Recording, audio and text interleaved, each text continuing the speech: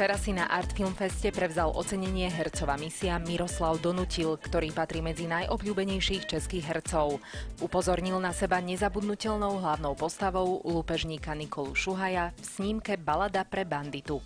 Já myslím, že všechny role, které jsem přijal, mě ovlivnily. A to je právě dáno tím, že když si to přečtu a už mě to ovlivní tím, že jsem si to přečetl a v tom kladném slova smyslu, že to přijmu, tak už ten moment se snažím tomu odevzdat maximálně všecko a tím pádem to ovlivnění logicky přijde. Takže nemůžu říct speciálně, tahle ta role mě nejvíce ovlivnila, ale všechny dohromady mě ovlivnily hodně. Anetko, co bys řekla na Zlatý padák?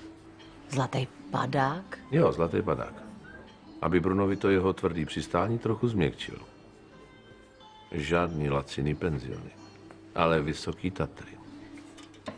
Ten nejlepší hotel a já to platím. Cože? No co? Budeme lyžovat?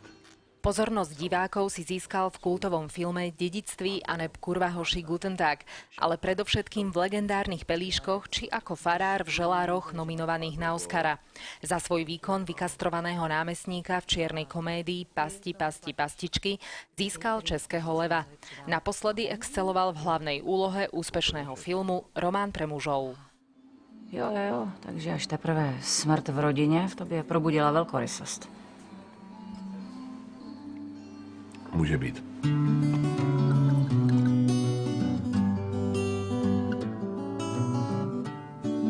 Vo festivalovom parku osobne pripevnil mosadznu tabuľku so svojím menom a zaradil sa tak medzi osobnosti ako Jean-Paul Belmondo, Gina Lollobrigida, Jeremy Irons či Omar Sharif, ktorí sú tiež držiteľmi hercovej misie. Když jsem teď značně starší, vysvědčení další, co ve škole dostával jsem, ve spánku mě straší, já jen tulákem chtěl se stát, toulat se po hvězdách, toulat se po hvězdách a na oblacích spát.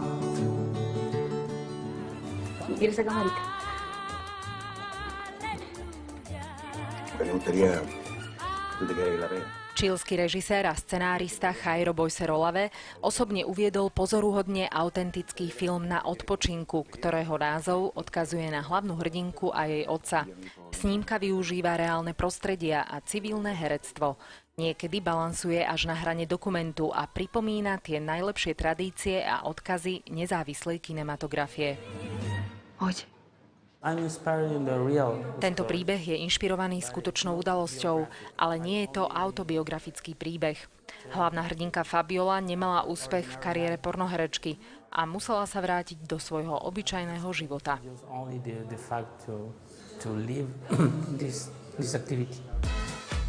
Fórum 2012 a séria medzinárodných workshopov Midpoint je súčasťou sprievodného programu festivalu Art Film Fest. Druhý ročník podujatia občianskeho združenia Charakter je zameraný na podporu propagácie, prezentácie potenciálnej koprodukcie a predaja slovenských filmov na medzinárodnom trhu s renomovanými zahraničnými lektormi.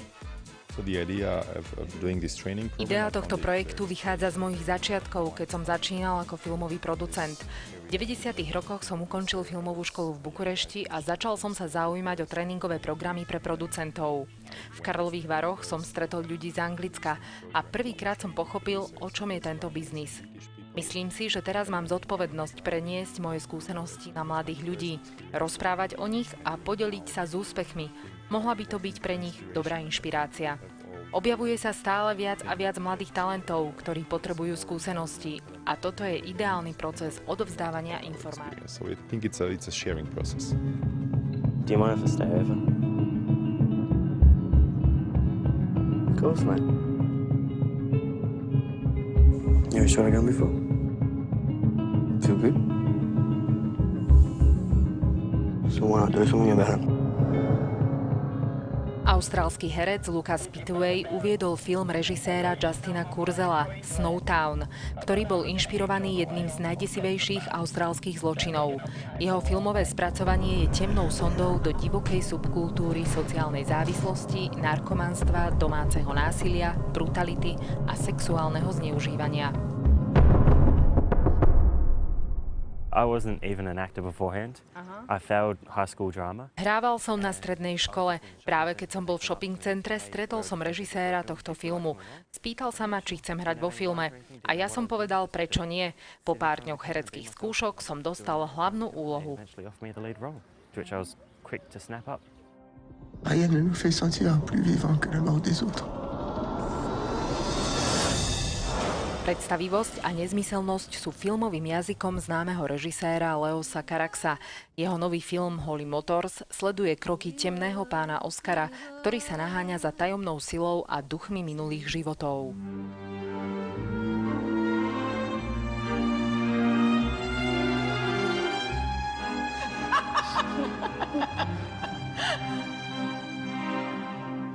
Notre vie va changer.